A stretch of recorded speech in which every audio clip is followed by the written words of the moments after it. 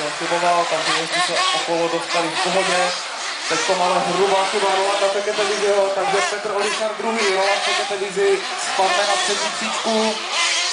Ve vedení stojí Jirka Kubánek a díky těm soubolům na druhé a třetí pozici už má nástup 12 vteřin. Vedoucí jezdec před státal skoky na zadní rovině a teď ho máme vzadu pod hodinami.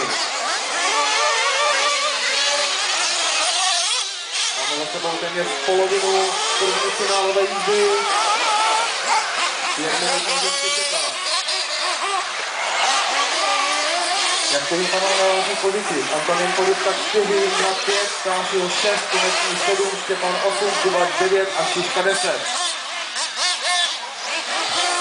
Vedoucí jezdec v tuto chvíli v depu na doplnění paliva.